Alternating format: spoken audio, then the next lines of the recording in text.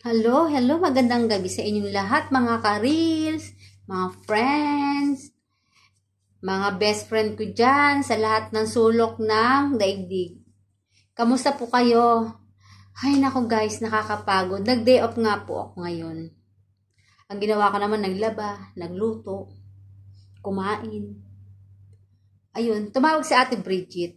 Sabi niya, tara, gumala tayo.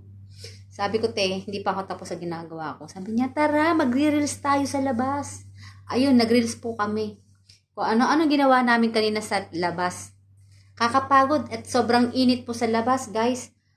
Ngayon, pagkatapos namin mag-reels, eto, pumunta kami sa Jeddah, bumili po ako ng watermelon. Tara, tikman natin ang watermelon. Sabi ni Kuya, yun ang taga-Banday, masarap daw to. At matamis. Nakakapagod din guys ang maghapon nasa labas.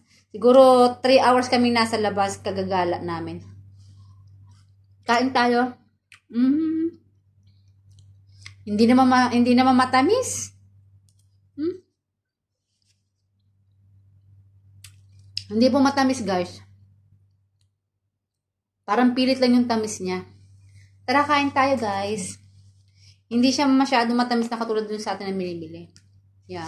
Niloloko naman ako ni Kuya. Sabi niya matamis daw. Pasaway. Bye-bye. Thank you for watching. Kain tayo.